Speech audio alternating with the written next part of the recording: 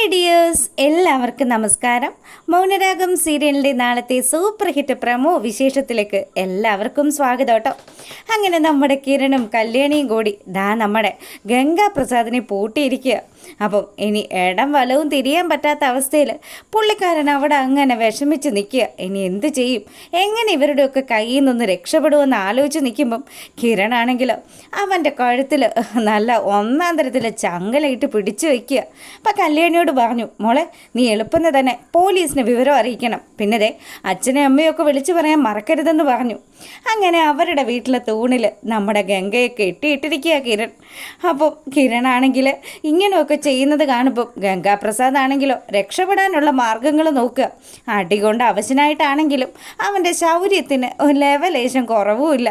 അങ്ങനെ നമ്മുടെ കല്യാണിയാണെങ്കിലോ താരയും അതുപോലെ ദീപയും പിന്നെ നമ്മുടെ രൂപയും സേനനെയും ഒക്കെ വിളിച്ച് വിവരം അറിയിക്കുകയാണ്. അപ്പോൾ ആ ഒരു സമയത്ത് ശരിക്കും എല്ലാവരും നല്ലപോലെ ഷോക്കായി.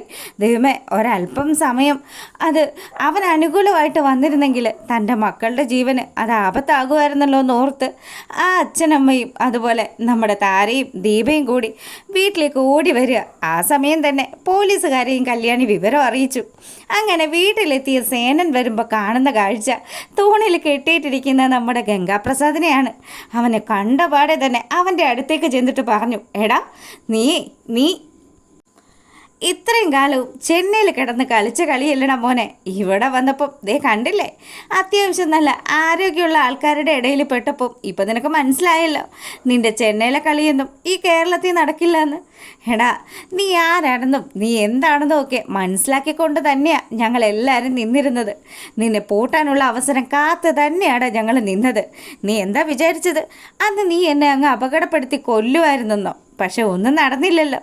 ഞാനും നിനക്കിട്ട് കണക്കിന് തന്നല്ലേ വിട്ടതെന്ന് സേനൻ ചോദിക്കുക. അപ്പോൾ ഗംഗാപ്രസാദിനാണെങ്കിൽ നല്ല ദേഷ്യമുണ്ട്. അവനാണെങ്കിൽ പറയുന്നുണ്ട്, ഇപ്പം നിങ്ങളുടെ സമയം ഇതൊക്കെ മാറാനായിട്ട് അധികം സമയമൊന്നും വേണ്ട. എന്നെ നിങ്ങൾക്ക് എന്ത് ചെയ്യാൻ പറ്റും? നിന്നെ ചെയ്യാനുള്ള ആൾക്കാരൊക്കെ ഇപ്പം തന്നെ ഇങ്ങോട്ട് വരും. നീ എന്തായാലും സമാധാനപ്പെട്ട് നിൽക്കട പൊന്നു മോനെ എന്ന് പറഞ്ഞ് നമ്മുടെ ഗംഗാപ്രസാദിൻ്റെ കാരണം നോക്കി ഒരടി വെച്ച് കൊടുക്കുക. ഇതെന്തിനാണെന്ന് നിനക്ക് മനസ്സിലായോ? എൻ്റെ വീട്ടിൽ കയറി എന്നെയും എൻ്റെ ഭാര്യയെ ഉപദ്രവിച്ചതിന് പിന്നെ ഒന്നുകൂടി കൊടുത്തു. ഇതെന്തിനാണെന്ന് മനസ്സിലായോ? എൻ്റെ മോനെയും മരുമോളെയും ഉപദ്രവിച്ചതിന്. ഇതിനെല്ലാത്തിനും കൂടി ചേർത്തുള്ളത് ഞാൻ നിനക്ക് തരുകയാണെന്ന് പറഞ്ഞ് സേനനും തൻ്റെ കയ്യിൽ നിന്ന് കിട്ടുന്ന രീതിയിൽ, അതായത് നമ്മുടെ ഗംഗാപ്രസാദിനെ തല്ലി പരുവക്കേടാക്കുകയാണ്. അപ്പം അവസരം എല്ലാവരും മുതലെടുത്ത് അങ്ങനെ നിൽക്കുന്ന സമയമാണെങ്കിലോ നമ്മളെ കാണിക്കുന്നത് നമ്മുടെ ശാരിയാണ് കേട്ടോ. ശാരി മനോഹർ വന്ന കാര്യമൊക്കെ നമ്മുടെ ബഗാസുൻ്റെ അടുത്ത് പോയി പറയുക. അതെ, വന്നിട്ടുണ്ട്, ഇനിയിപ്പോൾ പറഞ്ഞിട്ടൊരു കാര്യമില്ലല്ലോ. രണ്ടുപേരും കൂടെ ക്ഷേത്രത്തിൽ പോയിരിക്കുക. എന്തിനാണാവോ ഇവൻ്റെ പിന്നാലെ ഇങ്ങനെ നടക്കുന്നത്? എത്ര പറഞ്ഞാലും എത്ര സൂചന കൊടുത്താലും മനസ്സിലാകാത്തൊരു മന്ദബുദ്ധിയായി പോയല്ലോ നിങ്ങളുടെ മോള്. അല്ലേലും നീ ഇനിയിപ്പോൾ അങ്ങനെയല്ലേ പറയുള്ളൂ. അല്ലേലും അതല്ലേ സത്യം. അവൾ എൻ്റെ മോളല്ലല്ലോ, അവൾ നിങ്ങളുടെയും താരയുടെയും മോളല്ലേ. പിന്നെ എൻ്റെ സ്വഭാവം എങ്ങനെ അവൾക്ക് ഉണ്ടാവാനാ? അതൊന്നും പറഞ്ഞിട്ട് കാര്യമില്ല ശാരി. ഇനി വന്നതിൻ്റെ ബാക്കി പിടിക്കുക എന്നല്ലാണ്ട് വേറെ ഒന്നും ചെയ്യാൻ പറ്റില്ലല്ലോ. സരയുനെ എങ്ങനെയെങ്കിലും കാര്യങ്ങളൊക്കെ പറഞ്ഞ് മനസ്സിലാക്കണം. സരയു ആണെങ്കിലോ ആ മനോഹറിനെ അന്ധമായിട്ട് വിശ്വസിക്കുക. അത് നിങ്ങൾക്ക് കേൾക്കണം. ഇനി അവൻ പെട്ടെന്നൊന്നും ഇവിടുന്ന് പോവില്ല. അവനോട് ഞാൻ സംസാരിച്ചപ്പോഴേ അവൻ പറഞ്ഞത് ആ 2 കോടി രൂപ അവൻ്റെ കൈവെള്ളയിൽ വെച്ച് കൊടുത്താൽ മാത്രമേ അവൻ ഇവിടെ നിന്ന് സരയുനെ ഉപേക്ഷിച്ച് പോകുള്ളൂ എന്ന്. അങ്ങനെയാണെങ്കിൽ ഇനി ആര് കാശ് തരാനാ? അവൻ പോകുമൊന്നുമില്ല. ജീവിതകാലം മുഴുവനും നമ്മുടെ മോളുടെ കൂടെ തന്നെ അവൻ താമസിക്കും. ഇതൊക്കെ കേട്ട് നിൽക്കുമ്പോൾ നമ്മുടെ ഗംഗാപ്രസാദ് വന്ന് എല്ലാവരെയും തൂത്തുവാരും. ആ കൂട്ടത്തിൽ മനോഹറിനെയും തൂത്തുവാരും എന്നുള്ള ആ ഒരു കോൺഫിഡൻസിലിരിക്കുകയാണ് നമ്മുടെ ബഗാസുരൻ. ആ ഒരു സീൻ കഴിയുമ്പോഴാണെങ്കിലോ നമ്മുടെ രൂപയാണെങ്കിലോ ഇവനെ പിടിച്ചു കെട്ടിയത് എന്തായാലും നന്നായി. ഇനിയിപ്പം അവനെ പോലീസുകാർ കൊണ്ടുപോയിക്കോളുമല്ലോ. അതുകൊണ്ട് തന്നെ ഇനി കാർത്തിക മുൾക്കും അവളുടെ അമ്മയ്ക്കും പേടിക്കാണ്ട് ഈ നാട്ടിലിറങ്ങി നടക്കാമല്ലോ. പിന്നെ ആകെയുള്ളൊരു സമാധാനം എന്ന് പറഞ്ഞാൽ അവൻ വീട്ടിൽ കയറി ഇത്രയും വലിയ കണ്ണന്തിരിവ് കാണിച്ചിട്ട് എൻ്റെ മക്കൾക്കൊന്നും പറ്റിയില്ലല്ലോ.